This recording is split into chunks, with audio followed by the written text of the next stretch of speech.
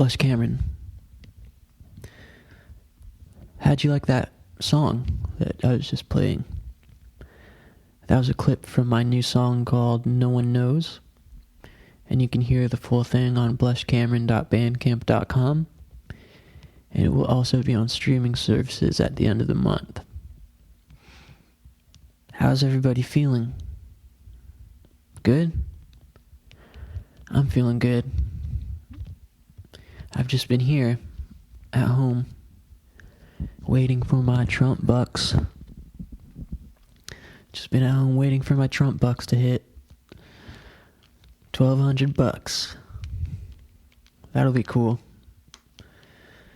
Been playing games, watching movies, watching YouTube, the usual stuff that I'd be doing even if it wasn't a pandemic happening. Been doing some virtual hangs with my friends, watching movies over the internet. Speaking of virtual hangs, today's guest is a good friend of mine, and we had a virtual hang recently and got to talk about a lot of stuff.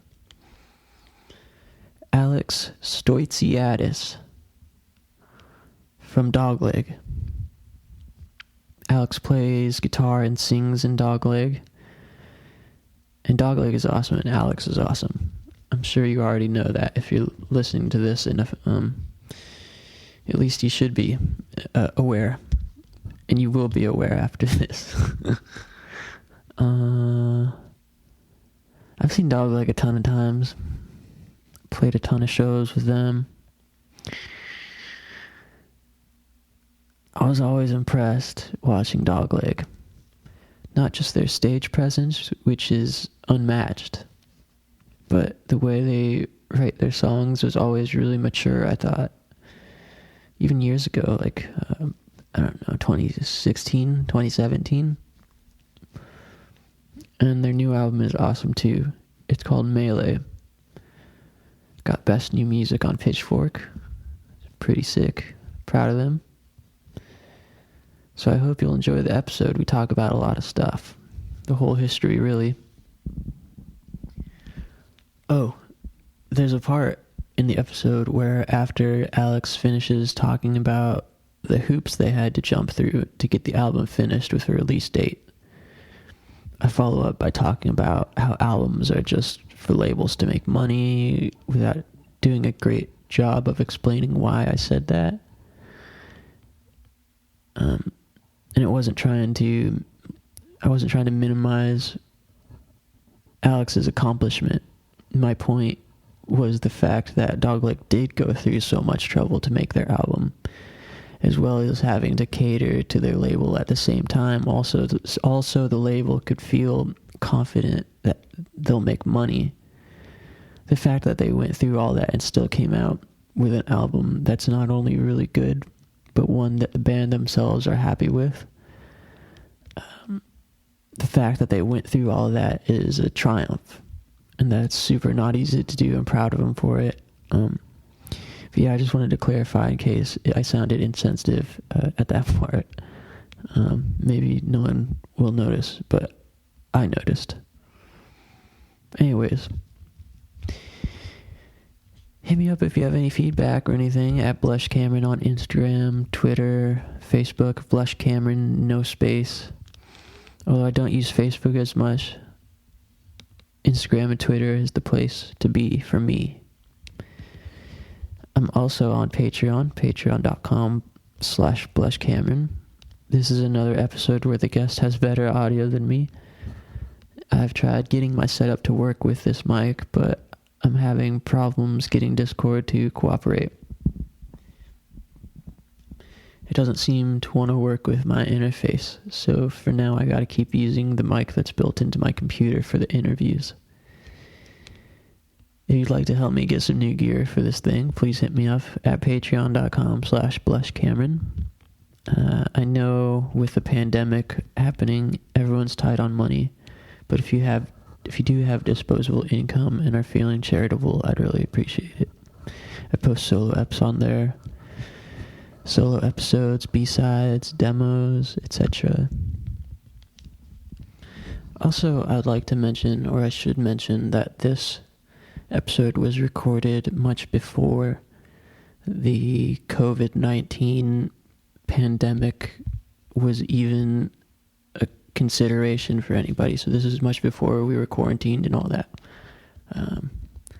Just to give some context there. And, alright, I think that's enough of me talking. Here's the show.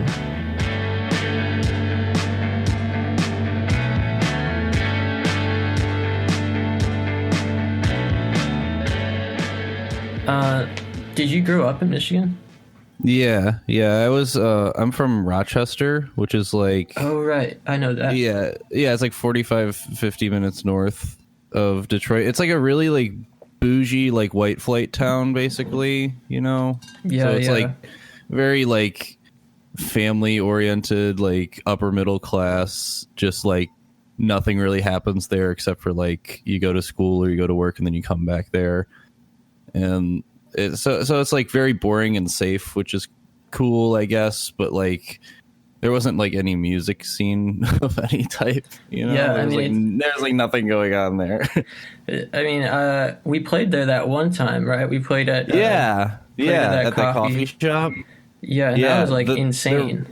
The reason that people packed out was because nothing ever happens there like that, you know. Like that was the first time I think like ever in my entire life that I've heard of like a show happening there. Like usually if you want a show or want to go see a show, you go to like the Crowfoot or the Pike Room in Pontiac, which is like a 15-minute drive, I guess, from there. But there's nothing in downtown Rochester except for like, you know, the local bar bands or whatever. They're just doing covers or something like that. It's not really like a music town or in any sense of the word. But that show was so cool.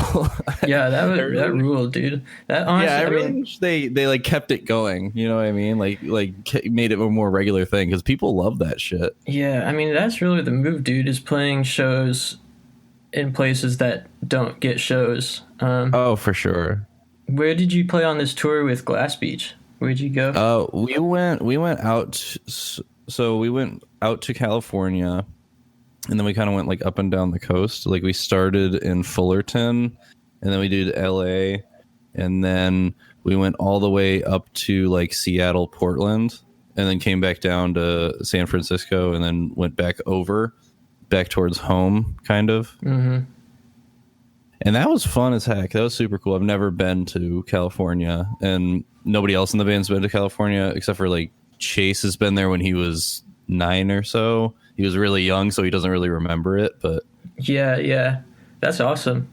It was wild. It was so cool. Like it's so sunny and nice there, and it's very like big, you know. Like we were driving in to LA, and it was huge. It was ginormous, and it was just interesting to see like how big this city was and how like nice it was. How nice it looked for the most part. And we were like listening to like California bands that we knew of just like on the way there. We were just like, all right, let's really get the Cali experience. And like it was just interesting to see like how they sounded versus like what everything looked like, you know what I mean? Right. Yeah. This is like you come from Michigan, like it's like super cold and like the weather is just like super drastic all the time, and so most of the bands kind of sound like have that element of being like dark and dreary sometimes, you know. And then it's like you go to Cali and it's like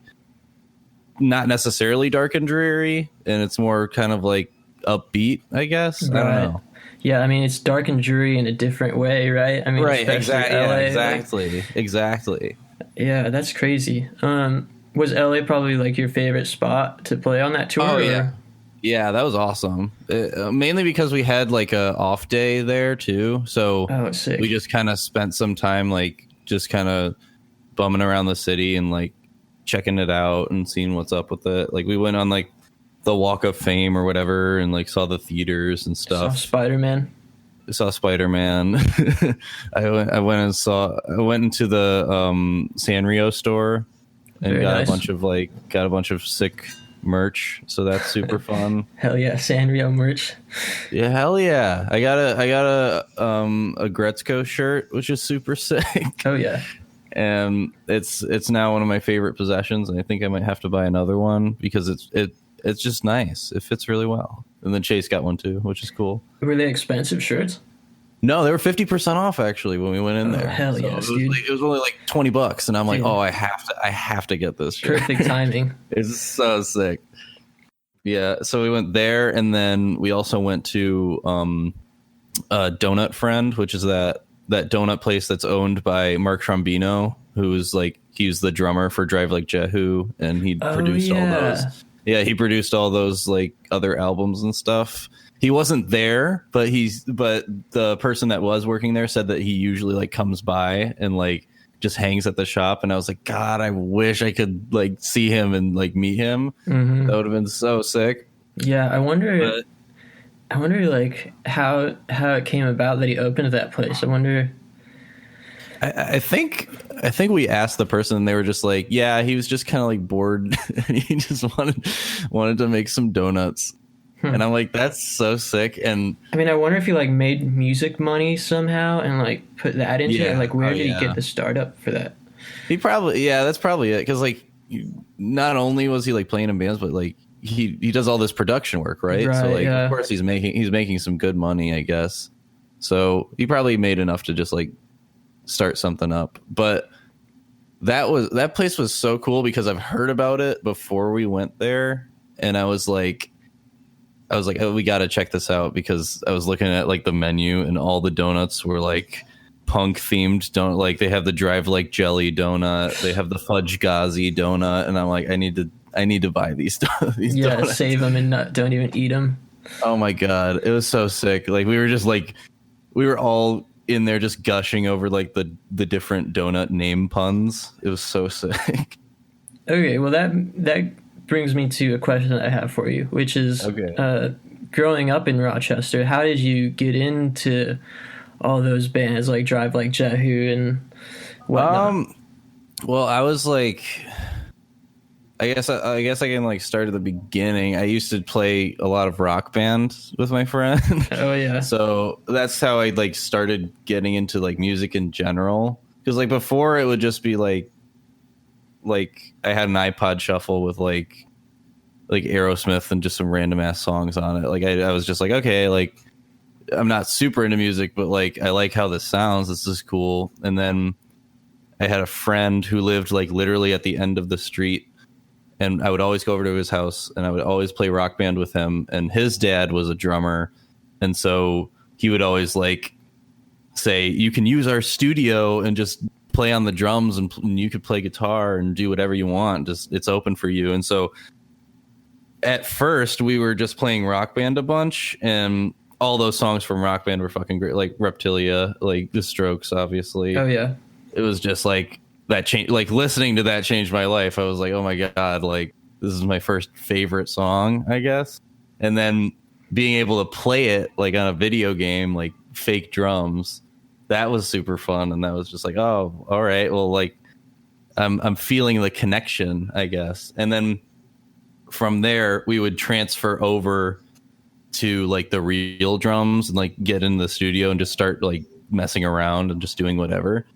And that was super cool. And then I would usually, like, my music taste would come from like video games, kind of like that, where it's like I would look up the Rock Band like soundtrack and just be like, okay, like I like this artist, so what related artists are there too? So like from the Strokes, I would be like, okay, Interpol, like yeahs and like stuff like that. And I would just go on I would go on Google and I would be like, okay, what bands sound like the Strokes, you know? Yeah, because totally. I liked how they sounded, and I would just go from there. And then I would do that for like other video games too, like the Burnout games. Dude, hell yeah. I fucking Burnout 3. I was going to say Burnout 3, dude. Burnout 3, yeah. The soundtrack to Burnout 3 changed my life, because like all of those songs are just like, they're so right up my alley that I was just like, oh my God, like every single song, I'm just like, this is so sick. So I would do the same thing for that. I would just go up online and I would be like, okay, give me the soundtrack to Burnout 3, give me what these bands are, and then I'm going to go and like kind of scour the internet for like what bands are related to them or sound like them, or what genre like is this exactly, right? Yeah, and then try and find more from there. Wikipedia genres. Yeah, exactly. So that's kind of how, like, from there it would be like MCR, they had I'm Not Okay on the Burnout 3 soundtrack, so I was super into that song, and then from there I would be like, okay, emo, like it's basically the genre that's in this soundtrack, so I'm gonna just try and find more emo songs, I guess. Were you on Lapsed FM much? Yeah, oh yeah, I loved that. I used to use it all the time, and for that, like, I would go on like the artists /FM like related artists. Yeah, that was usually like the best resource for finding like new shit, because it would be like it was just extensive. It was the most extensive thing that I could find on the internet for like, oh, if you like this artist, go and listen to this one. So I would do that for like MCR and like other pop punk bands at the time. Like I would just I was listening to a lot of pop punk, like old Fall Out Boy, old Yellow Card, a little bit of All Time Low, that kind of stuff. Yeah, and what year would you say this is that you're discovering all this stuff? This was like before middle school. Like this was like elementary school ish, probably. And then in middle school, my friend that I was connecting with all this music over, he moved away. So then I was like, oh God, like I need to use the internet even more to find out like more different bands. And so I would kind of dive into it a little bit harder. And then I found, I think the first, like, I guess post-hardcore band that I found was Bear vs. Shark from Michigan. Mm-hmm. And I found it just like because I was looking on YouTube and I saw the album art and it looked really cool because it was like this like abstract, like weird painting. And I was like, this is interesting. And then I clicked it and I was like, oh my God, like this sounds great. And then after that was like a Cap and Jazz like was recommended. Cap and Jazz was recommended. And I clicked on it and it was like Little League or something.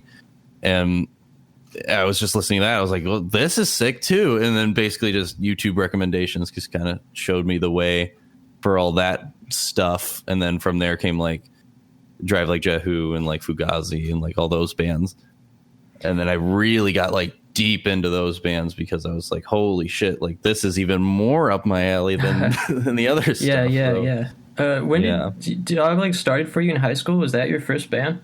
My first band was actually called Sleeping Pilots. It was that was like freshman, sophomore year of high school that started. It was a 2-piece. I was on the drums. It was with me and my friend Ryan, and it was kind of like a garage rock ish band, you know what I mean? Like it was basically like we were trying to make like White Stripes, Black Keys type songs, I guess. But I was in the mindset of being like making it like a punk band, and he was in the mindset of making it like a kind of like bluesy band. So it didn't really gel too much because like we would keep having like different opinions on like what we wanted to do. Like I would keep telling him like, hey, you should turn your guitar up a little bit louder, and he'd be like, no, it's too loud. And then I'd be like playing the drums very, very hard because like that's just how I play. And it would just like I would just get frustrated because I'm like, I can't hear you. Like the song's supposed to be a little bit like more powerful, and it's just like I love him. He's a great friend of mine, obviously, but like the situation was just kind of frustrating me a lot. And so after that dissolved, basically, I think in like senior year of high school, that kind of faded out. That time from when high school ended and then when college started, that in between time was when I was just like, okay, I'm going to make my own band and it's just going to be me, and I'm going to do all the instruments, and I'm going to make it sound exactly the way I want it to. Yeah, and I'm gonna just like really put some time and effort into it, and I'm just gonna kind of go off of just my head and not really think too hard about like what I'm doing, but just try and like put it on paper and just make it happen. And then that's how Dogleg happened, basically. It was just... Yeah, that's interesting. I didn't know. I like didn't really realize that it was all you in the beginning until I was looking at the credits. Like I went through and re-listened to the, you know, everything that I could listen to from you. And right. Also, I mean, what you're saying about your first band being like more rocky than you wanted it to be is kind of interesting, because I did notice, you know, re-listening to all your music is like, you know, it started out being more obviously like Strokes inspired, I guess. Yeah. Oh yeah. And for like, sure. you know, these days it's way more aggressive and like, oh, for sure, leaning into the like, you know, hardcore. Yeah. You know. Oh yeah, for sure. Like when I was starting, like most of the musical influences that I was trying to harness were like, you know, the Strokes and stuff like that, where it was just like very like chord progression based rather than riff based. And I feel like as time progressed with us, like it's been shifting more towards like riffs. Oh, that's interesting. Stuff like that. But like, yeah, early on it was just kind of like, well, I like the way that this music sounds to me. I'm going to try and make something that kind of sounds like that, or sounds like a combination of everything that I like.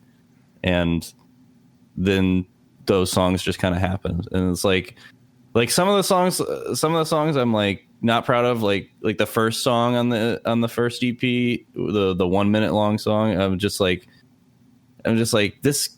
I listen back to it now and I'm like, this just kind of sounds like a World Is ripoff a little bit. Yeah. and I'm like, and you know what? That's fine, because it wasn't really made with any expectations, and it wasn't really made for anybody but like myself, essentially. So like, I'm fine with people listening to it, and if they like it, that's great. But like, I just think it's funny that it's like, I think it's hilarious just how much traction it's getting for how old those songs are and where those songs came from. Yeah, I mean, for real. I mean, the fact that you guys only have those, you know, 2 EPs out and have got to where you are is like insane. Yeah, exactly. But sorry, go ahead. And I think like also just the progression of like how we play those songs has gotten so different now, where it's like totally we have like a completely different way of playing them live compared to how they were recorded. And I love the way that they are now. And I always think about like, oh, well, do I want to like go back and re-record it, or will that make everybody kind of angry because like it's already been this way for like 3 or 4 years or so, and changing it would changing it be blasphemous? I don't know. Do you get like, tired of playing those songs? Oh no, not at all. I love them. I love playing them because of how they kind of grow with each time that we play it. Like, I like to say that I never really play the same way twice, you know, because like I'm always trying to find like a different way to like add something to the song. Like I'll sing a part differently, or I'll like play a different riff or something, or I'll go and like jump off the stage or whatever, you know, just like try and like add something to it. And I think that the versatility in doing that makes it way more fun than just playing it the exact same way every single time. And I feel like this band is the way that this band operates is allows it to kind of do that, because if it was like more of like a structured, like, okay, we have to play it this exact way, and that's how the band was, then I wouldn't be able to like change anything about anything. Like if it was like a Steely Dan type band where it's like, okay, every note has to be perfect, then it's like, okay, I probably would get bored. Yeah. But since it's like a punk band, I can just kind of, okay, maybe I can make this part a feedback like solo instead of an actual solo, or maybe I could just like scream into the mic instead of just sing it. You know, it's just like there's a bit more options for what you can do, and I think that's super fun. Yeah, totally. I mean, I've seen, how the songs have changed live, and it's very cool. Yeah. We've talked about Metal Frat a few times on this podcast. Were you like officially like a brother there, or what was your relation to Metal Frat? So when I went in freshman year to Michigan, and the Dogleg EP was like out, like it was online basically. Zach Gelfand found it and he messaged me on Facebook. He was like, "Hey, you seem pretty cool. Why don't you come hang out with this friend group that I have?" And I'm like, so sick. He literally discovered Dogleg. Yeah. And I'm like, okay, that's pretty cool. So I go and I hang out with them for a little bit, and then I realize like, oh shit, like this is like a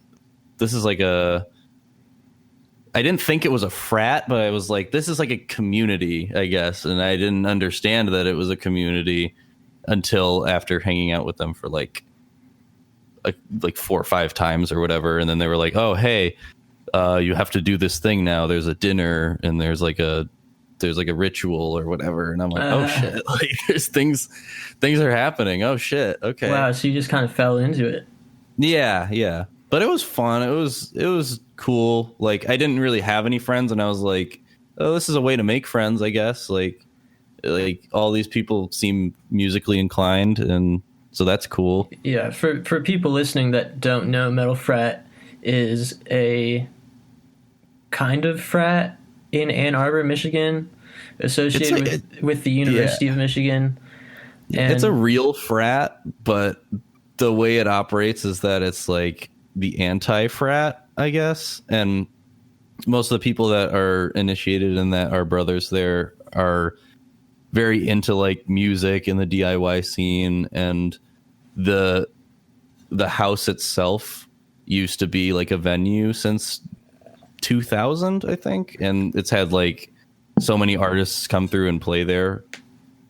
Yeah, and bands, starting out there, whether it's Dogleg or Brave Bird or Pity Sex or yeah. And I used to be super into Brave Bird also. Like I found out about them in that in between time when I was making Dogleg, and I was like, oh my god, they're from Michigan. Oh my god, like that's so cool. And so I was like kind of gushing over that, and then found out that they were part of Metal Frat, and I was like, oh my god, like that's so cool.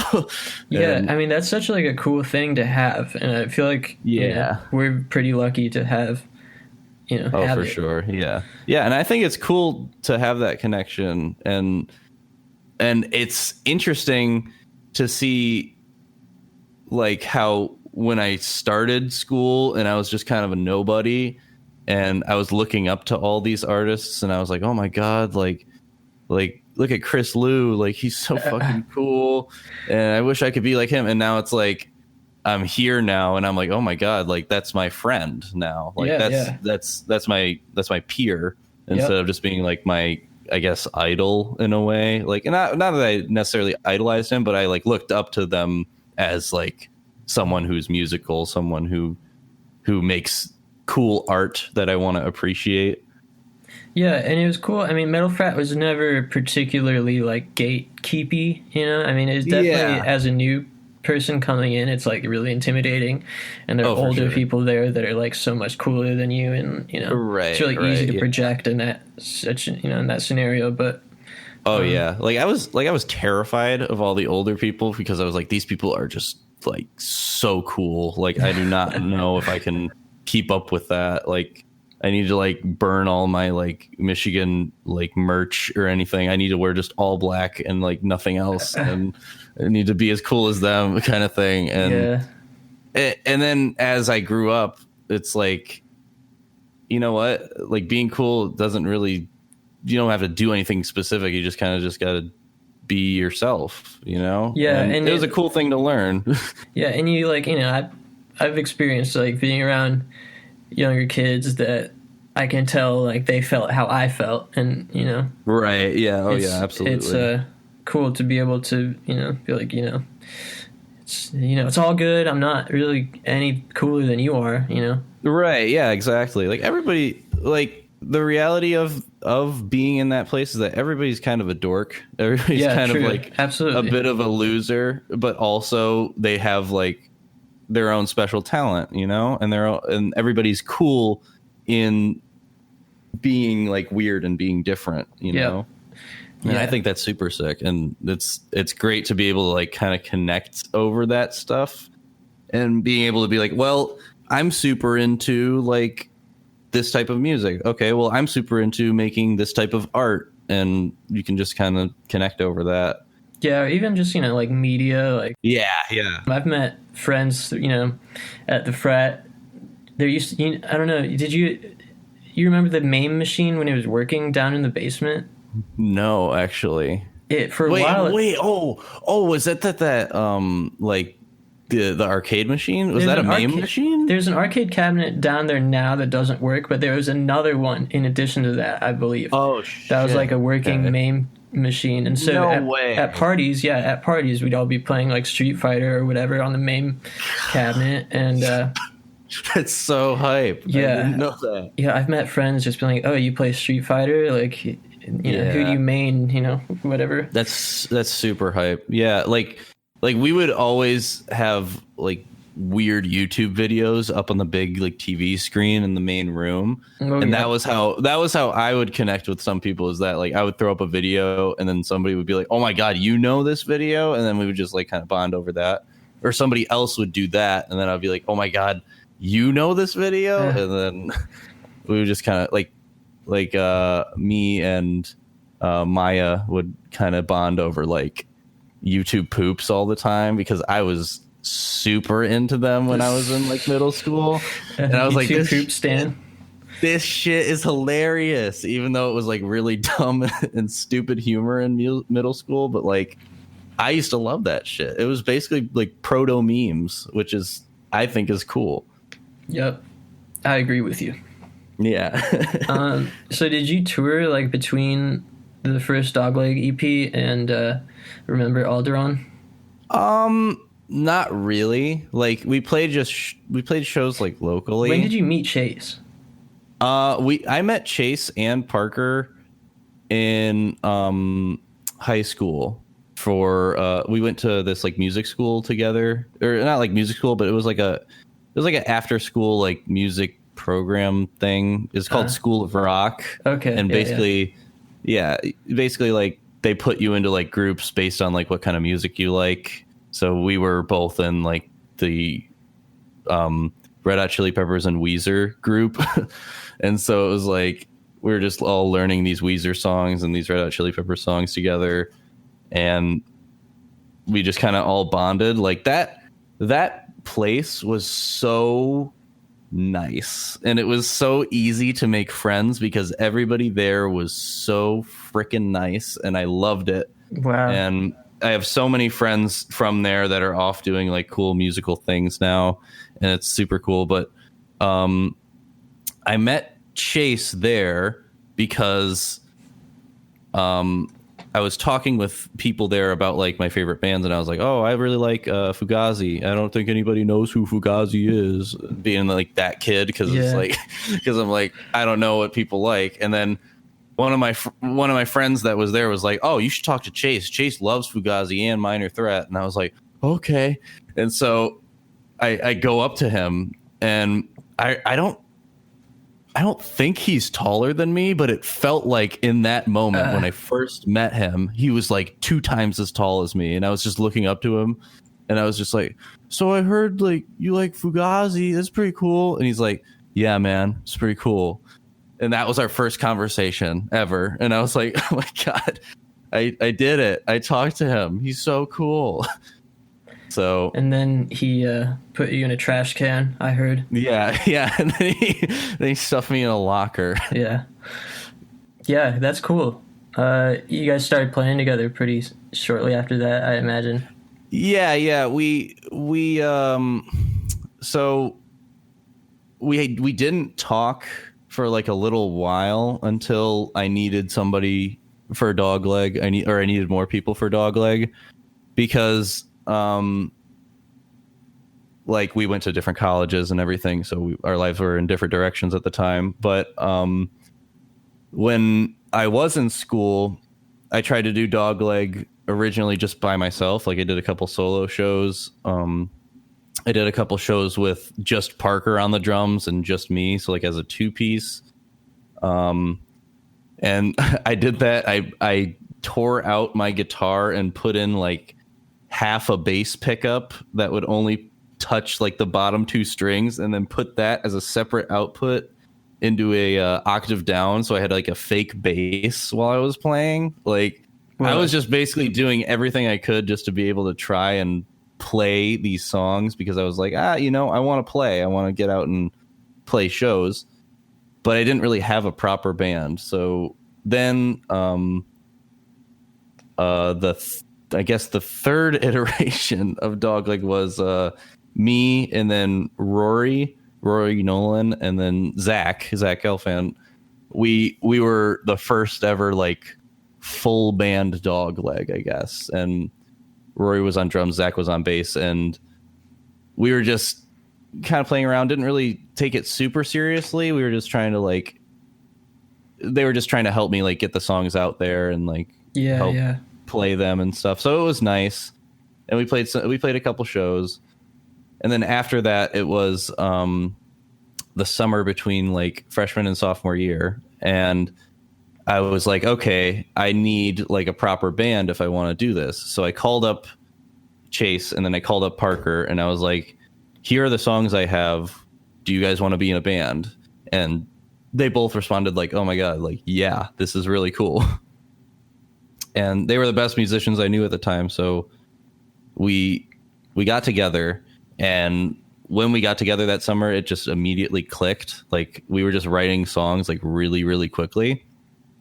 So we just wrote basically like all of Remember Alderaan, and then we also wrote a song that's going to be on the new album, but we were going to put it on Remember Alderaan, but we saved it for the new album because we were like, this is too good to put on this. Is that a song you play?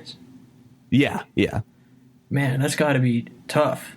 It was like, we've been playing that song for like 3 freaking years now. Dang, but although, I mean, to be fair, I've started kind of like getting into that mode too, where it's like, I don't know if this might work better on the next one, but it's hard. I mean, I definitely didn't have that discipline when I was younger trying to do music. It was just like on top of it, like sounding really, really good and being like, oh, this is we could save this for something else.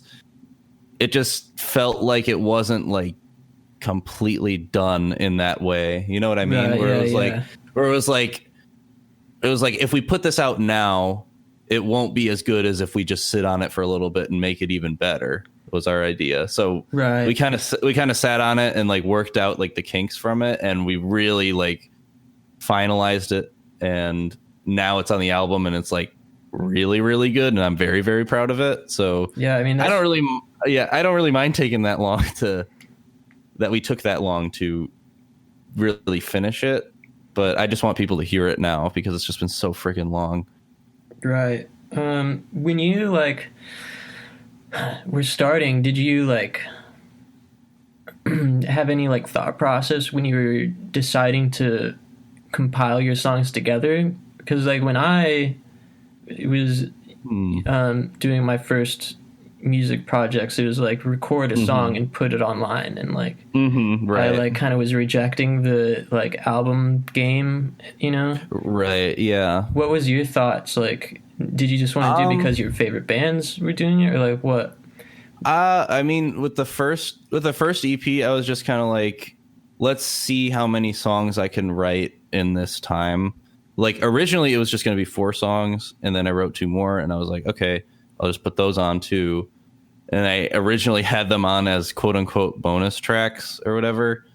And then I was like, you know what? No, like that's just the album. Like that's just what it is. It's just how it's going to be. And again, there was not really like an expectation of like what was going to happen or what I wanted to do, other than I just wanted to write something because I was feeling something. and I just wanted to kind of get it out there, and I didn't really have like this is going to be 6 songs and these songs are going to flow in this certain way and this is how it's going to be ordered, et cetera, et cetera. Like, it was just like, no, like, I have this idea for a song, I'm going to write it. Okay, I have another idea for a song, I'm going to write it. Like, it just kind of... So it just all happened at once, basically. Yeah, pretty much.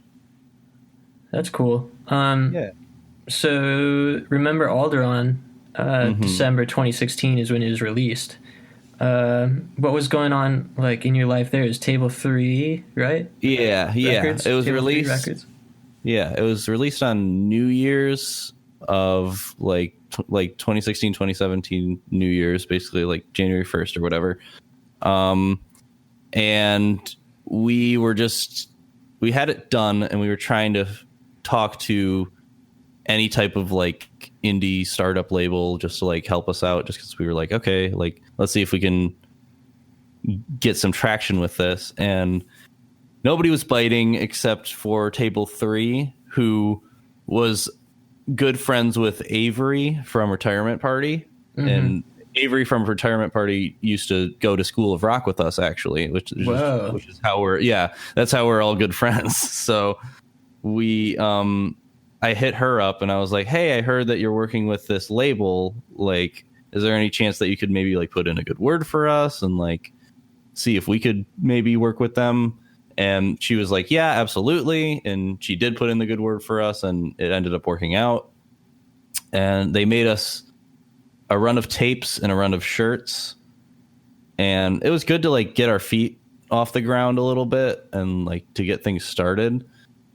But after that first like tape run and that first shirt run, the label kind of dissolved because it was just one person.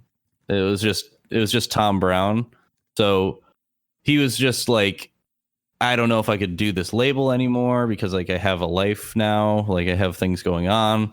And we were like, yeah, okay, we understand. So after that kind of happened, we were just kind of on our own, and we were like, okay, let's print our own shirts and let's do our own merch and everything, and just kind of shifted to just being completely DIY about it. Like, just bought all these CDs and like cases and just like hand wrote everything. You know what I mean? Remember.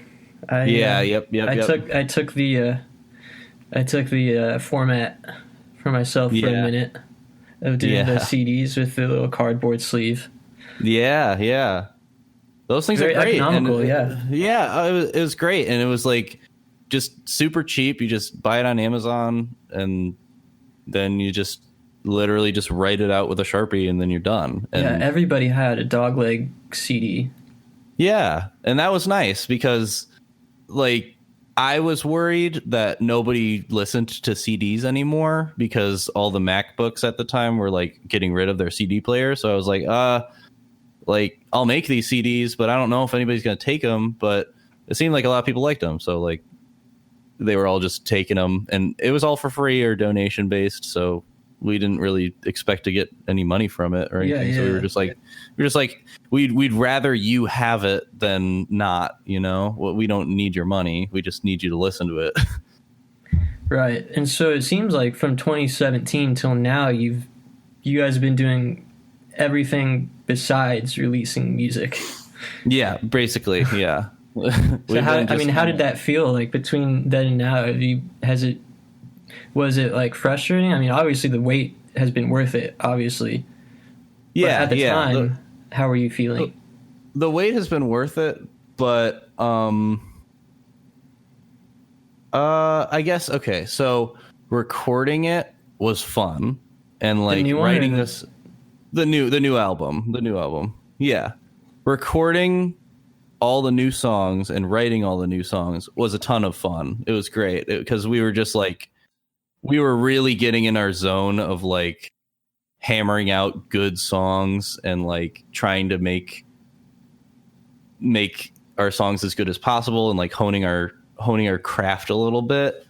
And then on top of that, when we were recording it ourselves, we were doing the same thing for recording. So we were like all looking up like good recording techniques and like, where should we put the drums? Like, should we put it downstairs again, or should we put it in the garage? Like, like how should we set up the guitars, and we were just being really meticulous about it.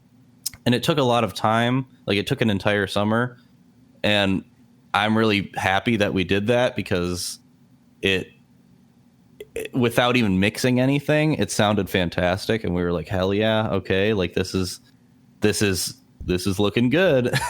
So the frustrating part came when it was time to mix, because we just had like absolute terrible luck with how long everything was taking.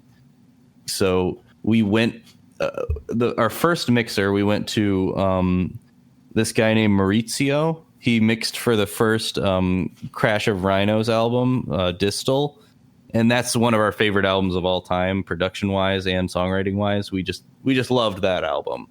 But it came out in 2011, and by this time it was like 2018, and we talked to Maurizio and we were like, hey, we'd love for you to mix this album. We know, and he was still working like in a mixing studio. He has his own mixing studio now, and he does more electronic based music. And so he was like, yeah, I haven't really worked on something like this in a really long time, and I'd love to. And we were like, okay, that sounds great, let's do it. So we sent it his way and got it back, and it was just not at all what we were like picturing, like not at all what we wanted it to be. And we were kind of like, oh no, we don't want to not work with this guy, because he's like our idol kind of, but there's so many changes that need to be made. And so we sent him back a list of just all the changes that we were thinking of, and he replied to us just saying like, you know what, like, it seems like you guys have the vision that you want for this, but I don't know if I'm your guy. I'll have you just pay half for this, just because I did some work on it. But you guys should really maybe go with someone else or do it yourself, because I think that would do these songs justice. And I was like, and we were all like, okay, that probably makes sense. And so by that point we were out like $1,000, which was like pretty much half of what we had in our band fund that we've been saving up for years. And we've just been like, we literally were saving up for this exact moment. So we had like $2,000 or so in the band fund, which is like next to nothing for recording. Right. So we were kind of like, okay, there's a couple options. Like, I can just mix the whole thing again, and then we could just put it out like that, because I mixed all the other albums and stuff. Or we could just try and like find somebody else. And then I got a message from Tyler Floyd, who mixed for like C Home and Parkway in Columbia and other bands from like Michigan, Ann Arbor. And he was like, give me those stems. Let me try my hand at a song. And we were like, okay. And so I sent him the stems for one of our songs, and then he sends it back, and it was great. We were like, oh shit, like this is definitely closer to what we wanted, because we sent him like the mixes that we got from the guy, and he was like, oh yeah, this doesn't really sound like you guys. This doesn't sound right. So he kind of had an idea of what we should have sounded like. So it was nice to have his hands on it and like get him to throw us a mix. And so we were like, okay, why don't we just go with Tyler and just have him mix it. And his rate was half of what the other guy's rate was. So it was just $1,000 for him to do the whole thing. So it was perfect. So we were like, okay, we can just give you that, and then we'll just do that. And he was great to work with, because he let me do a lot of mixing stuff too. Like, I was adding a lot of like my own flair to it, and I was like telling him like, oh, the drums should sound this way, and like we really like spent a lot of time like making sure that the tone of every instrument was really good, and we were being super meticulous about it, because we didn't have a deadline. We weren't really on a timeline. We were just kind of like, let's take our time and really make it like as good as possible. Right. And then, yeah, so that was a good process, even though it took like quite a few months. And then it was finished, and we thought like, okay, the record's done, like it's done, so we can start shopping it around to labels, and then they can like just pick it up, and they don't have to like remix it or anything. They could just be ready to put it out. And so we started shopping around to a bunch of labels, and we got a ton of no's. Oh, yeah. Everybody was just turning us down, just being like, nope, sorry.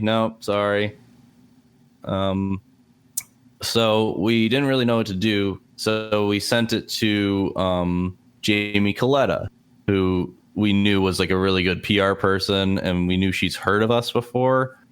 And we sent it to her, and she was like, oh my God, I love this record. This is great. Let me see what I can do. And we didn't know what that entailed at all. We were just like, okay, cool. We're glad you like it. You know, like we didn't know she was going to like talk to anybody about it or anything. We just thought like she was just saying that she liked it, and then was just going to like kind of chill because it wasn't as important, because she had like other real bands to take care of. You know what I mean? Yeah.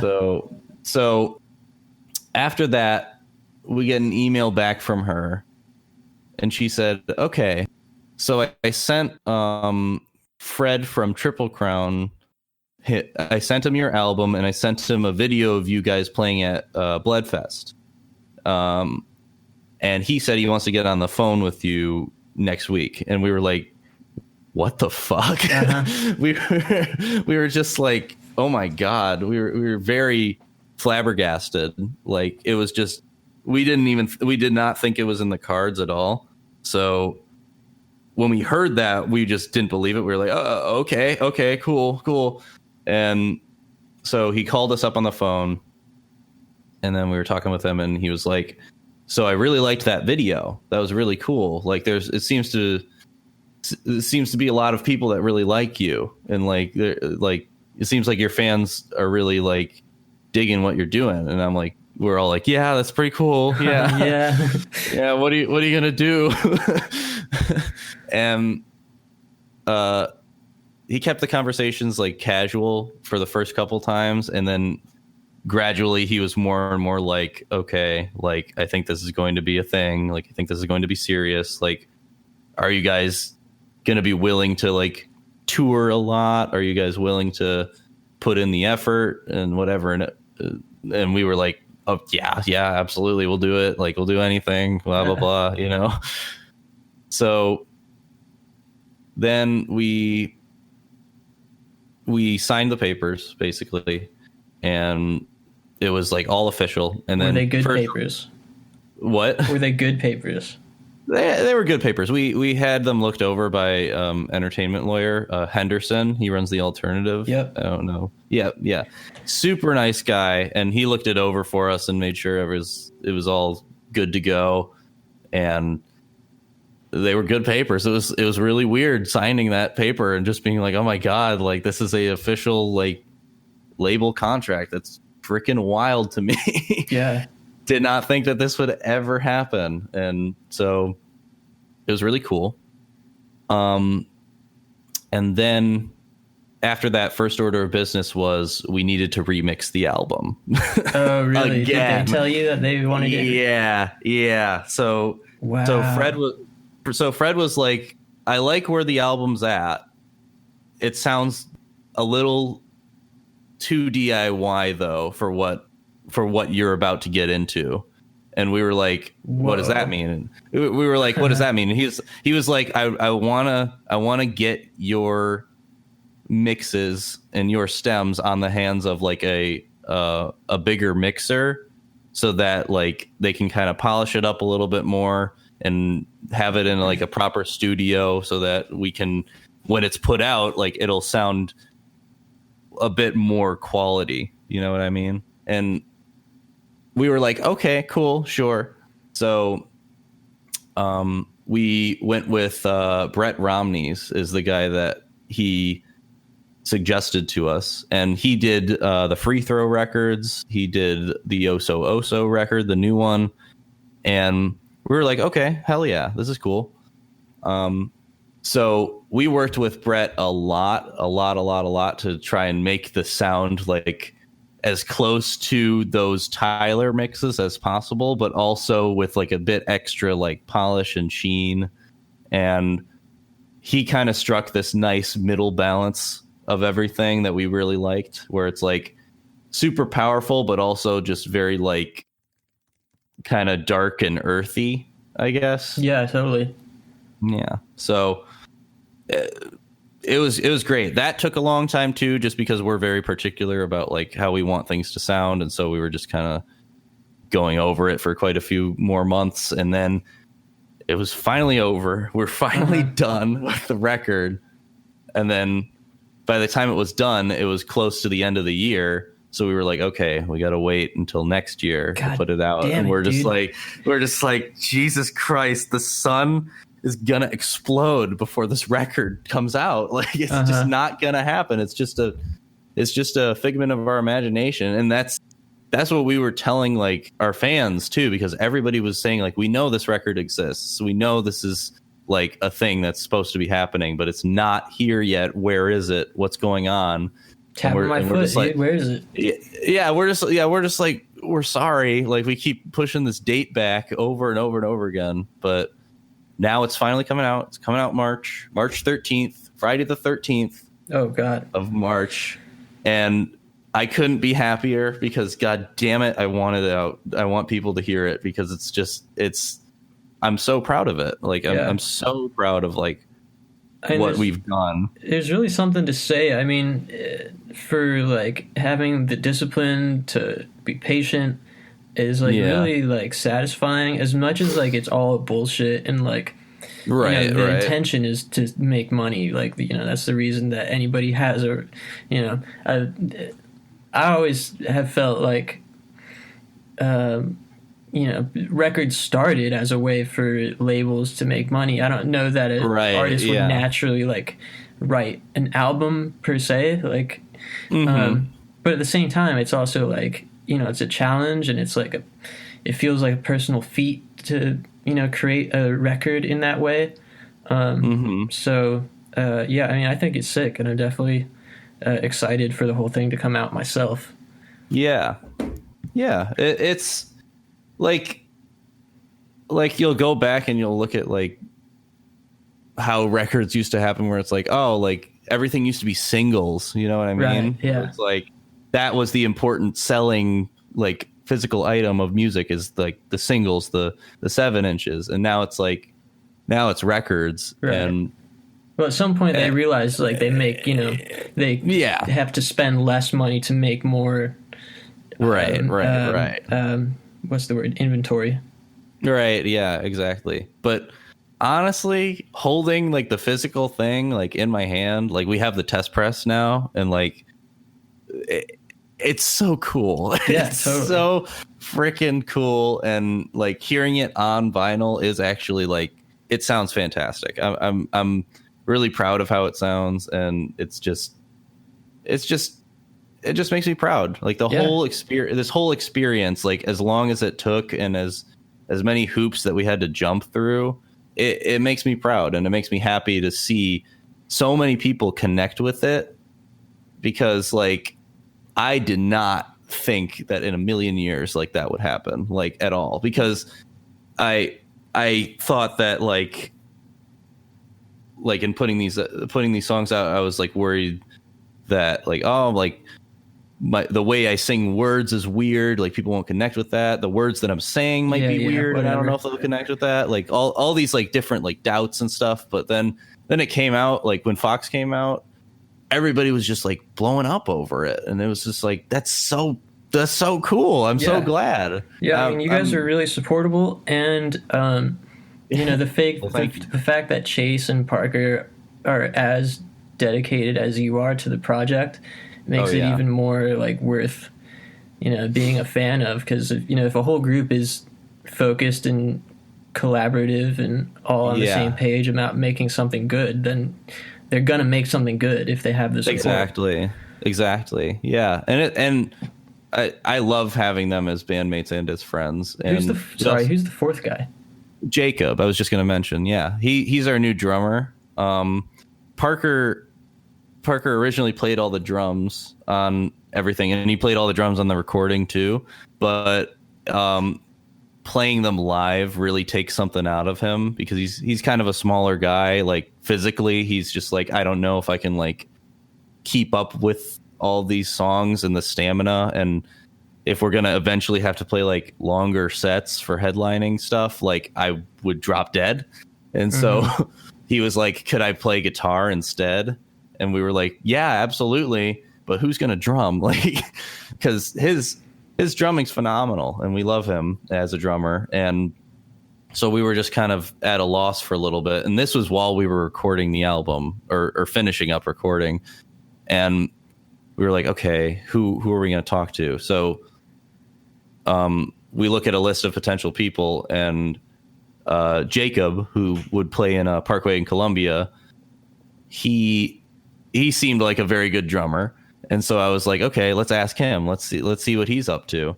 And so I go over to his house for a jam session or whatever, for like a practice, I guess. And he was like, yeah, a tryout. And I was like, here's the songs, like, let me know what you think and if you can do it. And he's like, oh yeah, I can do it easy peasy. And then I go over and we play, and it was like perfect. It was great. He did a great job. Yeah, he did fantastic. Then we brought him in and we all played together, and it was just like, ooh, like it was good. Yeah, it was very good. And then now at this point, after playing with him for like a year or so, it's been phenomenal. Like this feels like the right connection between all of like the band members, you know, like Parker should be on guitar and Jacob should be the drummer, because like Parker's guitar parts are fantastic. Like he adds like this whole new element to all the songs, and it's really cool. And he's a fantastic guitar player too. Like he's a trained jazz guitarist. So like he knows all about like theory and chords and shit. And like, he knows exactly what to add to everything to make it sound great. And he just looks good doing it too. It's perfect. And having two guitars just sounds just huge. It sounds way bigger, and I love it. I can't wait to see you guys with 4 members. I don't know if I'm going to be in town for the Philly show in March. Oh shit.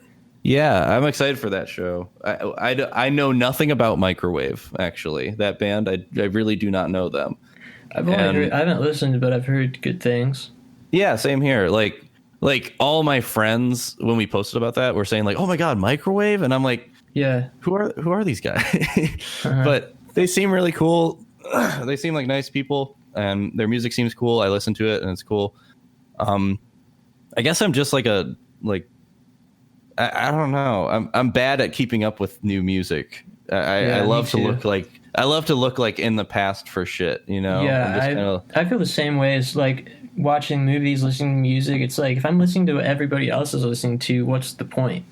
There's so much stuff out there that people don't listen to that should be getting listened to. I feel like I'm doing it, my duty, my duty is to listen to these obscure things that other people don't pay attention to. Right, yeah. I think, like, also on top of that, if something has, like, proven to stand the test of time musically, I want to go and check it out. You know what I mean? Where it's like, if a ton of people are saying, like, this record is fantastic and it's this old and it's still fantastic and we're talking about it now, then I'm like, well, I want to go see it. I want to go check it out. Yeah. Whereas with something new, it's like, I don't know if it's going to be that. I don't know if it's going to stand the test of time. Like, I'll probably like it if I listen to it, but I'd rather go and look for like the things that have been proven to be good, right? And have proven to be like classics, I guess. Yeah, and I feel the same way. I mean, I like, have gotten really into listening to like either like really commercially successful like pop music or just like classic, great songwriters, is like what I like to get into. Yeah absolutely. What have you been listening to lately? Anything in particular Lately that's getting you hyped? I've been diving into a lot of screamo lately. I'm just getting back into that, like the band Ditro from France. I fucking love them, and I've just been listening to a lot of them. Listening to a lot of Ceremony, like old Ceremony, little System of a Down. Nice. Just like a bunch of different stuff. And I guess I've also been listening to like our tour playlist. Like we have this just big, huge tour playlist that is like hours and hours long, because we're always just like, well, like we need something to listen to, and we can just kind of put our favorite songs on here. Should make it public if it's not. Yeah, I think we might, honestly. It's Chase's playlist, so I'll probably have to ask him about that. But that playlist has a bunch of great things. Like it's got like the old post-hardcore like standards, like your Cap'n Jazz, your Fugazi, your what have yous, and then it's got a bunch of jazz. It's got a bunch of like old school hip hop and shit, and it's like it's really nice because there's just so much differences between like what you can get from it when you press shuffle, and it's nice for when you're driving, because like I don't want to always listen to the same thing over and over and over again. I would like to listen to something different after a while, so it's nice to have like an eclectic little mix of stuff. And plus it's good to always take influences from that too, like I like jazz. Chase really likes jazz, and he'll show us like some cool jazz artists, and I'm not like super well versed with jazz, but I love jazz, like the stuff that I've heard. So I'll always ask him for like recommendations and just be like, okay, like what's this all about? And I'll try and like glean some type of like inspiration from like, oh, the drumming is really cool, or this guitar part's really cool. And it's like it's not super obvious in our music, obviously, because it's like a completely different genre, but like I like being able to take in the inspirations a little bit. Yeah, I always say that like songwriting really starts with listening to music, Yeah, absolutely. You've been playing any games lately? I've been playing a lot of Tetris 99. Nice. And I've been getting really good at it. Do you play it on tour? I can't play it on tour because there's no internet, but whenever there's like whenever there's Wi-Fi, I'll hook up and like just play that, and it's a great game. I fucking love Tetris 99. Is it just like regular Tetris, or does it have like some weirdness going on? It's Tetris, but Battle Royale. So you play against 99 other people. Whoa.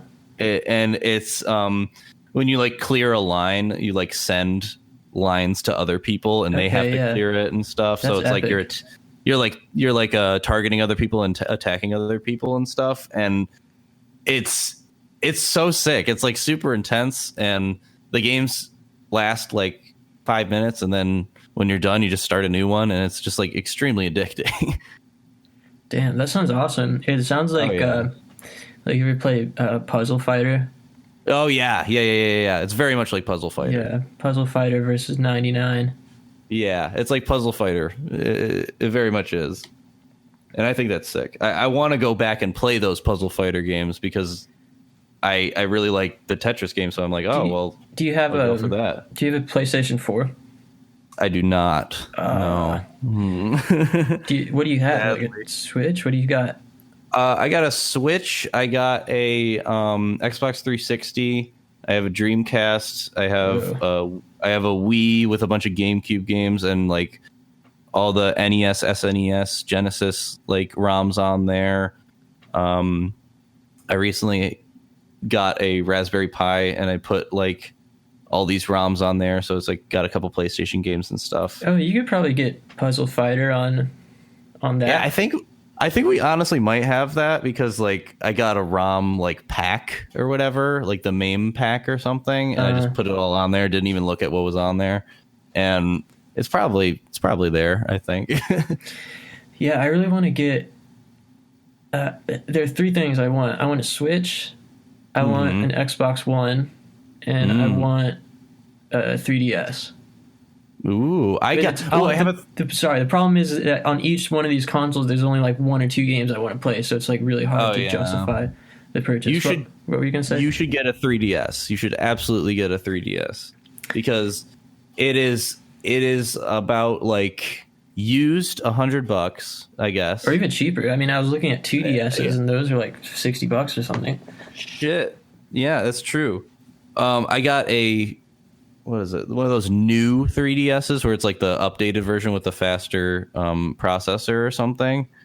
I got that for $100, and they are super easy to hack, like just ridiculously easy.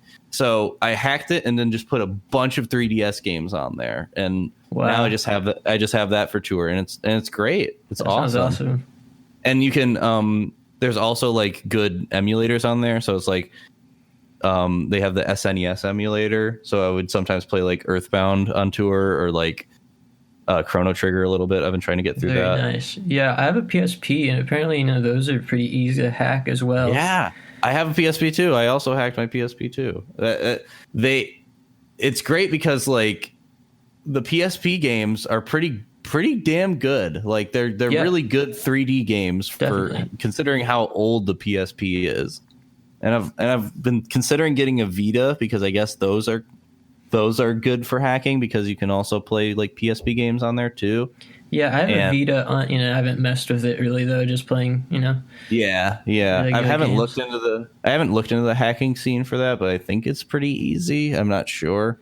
But I can tell you the screen on Vita is insane. That's sick. It's so good to look at. That's really nice. Plus, it's got like the nicer processor, so maybe like emulators can run a little bit better now. Like I used to, when I just had a PSP, I kept trying to play the SNES emulator, and it sucked because it was so slow, and I was like so sad because I was like, I want to just play like Earthbound, but I can't. And now I have the 3DS, and I'm like, oh shit, hell yeah! Like this is always what I wanted to do, is just play Earthbound on the go. Yeah, I only recently started appreciating Earthbound. For whatever reason, it was never really something that like it was particularly interesting to me. But then I started like finding out about kind of like the story and like the ending of it. I saw the ending of the game. I was like, wow, this is super cerebral and cool. Oh yeah, absolutely. I love that game for that. It's so sick. It's just the story is so abstract compared to like most of those RPGs of the time, where it's like, oh, you're a soldier and you're going to fight something, or you're like learning magic or something. Yeah, and it's you're like saving the planet, not a bad guy. Yeah, but it's like in this game, it's like you're literally fighting the embodiment of evil, and you're just some kid, and it's like that's so sick. I love that, and also the music in that game is phenomenal. Oh yeah, I love the music in that game, dude. You should check out Chrono Cross if you haven't played it. Oh hell yeah, I will definitely check that out. It's got an insane. I've played it. I've gotten through a little bit of Chrono Trigger, and I liked it. And I've heard Chrono Cross is good, so I'll definitely check that out. Yeah, Chrono Trigger is cool just because it's so like I don't know, it's really solid, but it doesn't really it's really kind of safe. It's like a just very kind of straightforward and safe kind of game. It's almost like a Ghibli movie or something in that way, where it's just like just kind of straightforward but good because it like doesn't veer off in any ways. Whereas Chrono Cross goes completely off the rails, and that's what makes it cool. Yeah, I think that's super sick. Chrono Cross soundtrack is also incredible. That's hype. I've been getting into, or not getting into, but I'm more particular towards like action RPGs than like waiting RPGs. You know what I mean? Yeah. I tried playing Final Fantasy 12 because my friend said that it would be like a good fit for me, I guess. And I hated it. Oh my God. I really did not like it. Mainly because it's like it operates in 3D space, right? Like you can move your character in any direction. Yeah. But then when you press a button, it brings up a menu.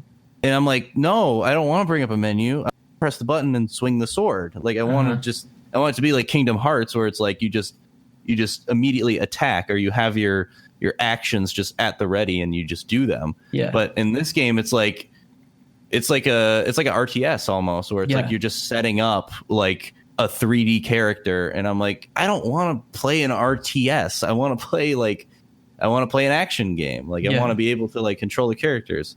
So I wouldn't be into that type of stuff, but I would be into like Skyrim or like Oblivion or like that kind of kind of games. You got to try my favorite action RPG, which is a Japanese developed game, but it's a Western style, is Dragon's Dogma.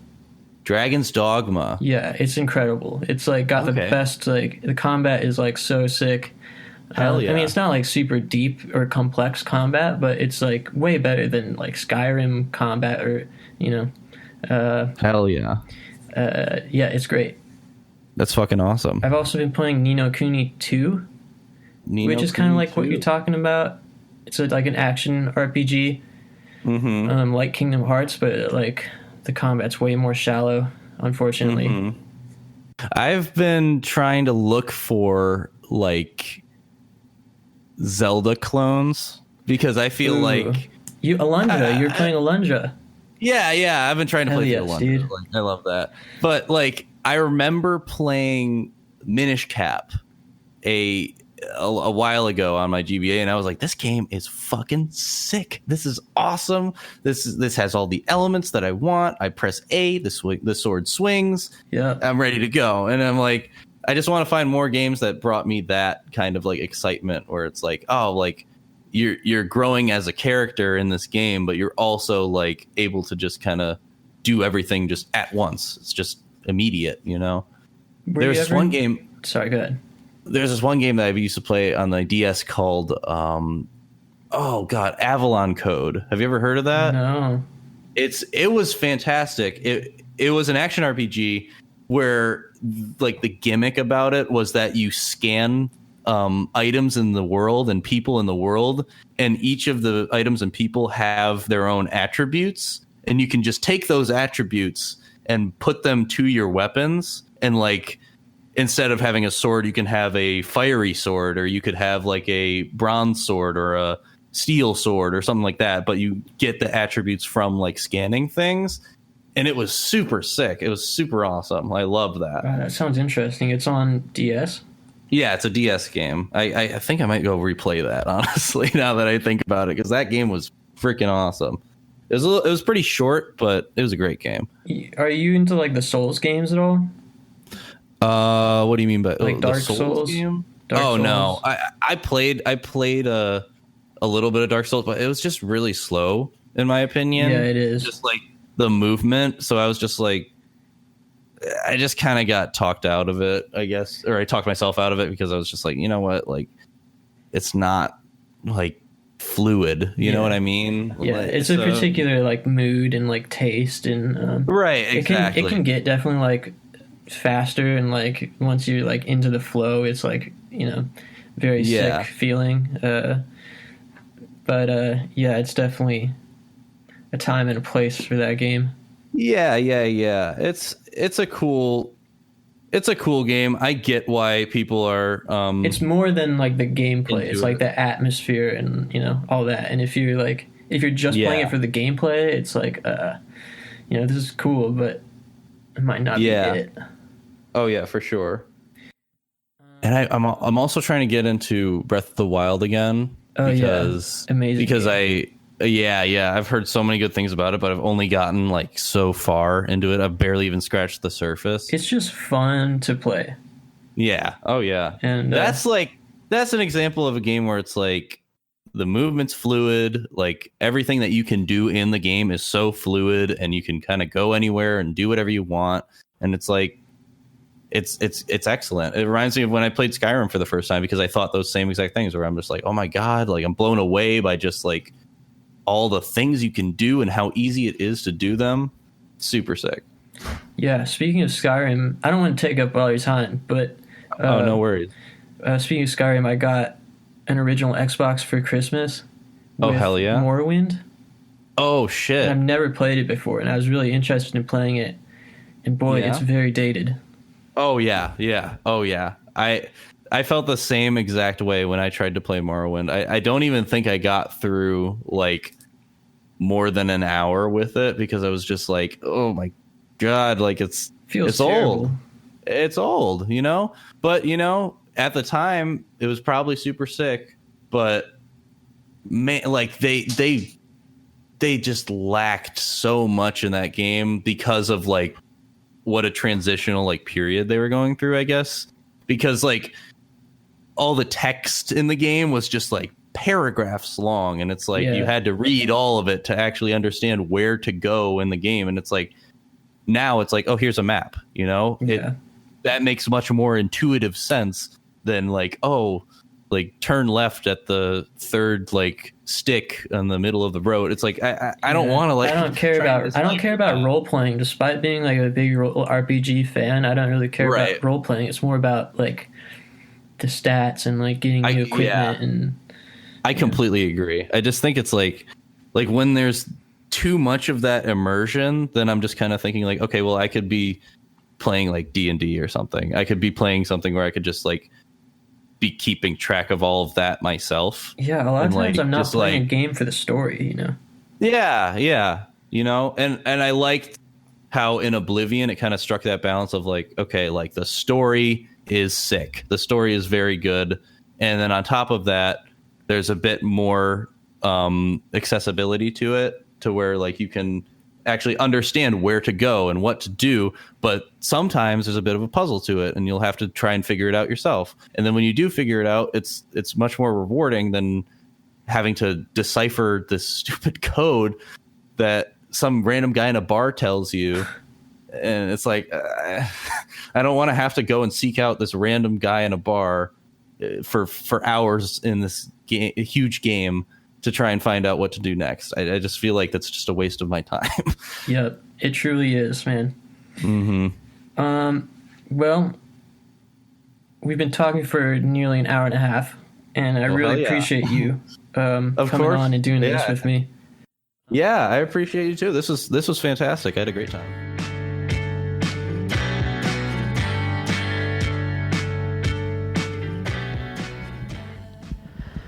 Hey again, I'm back for a minute.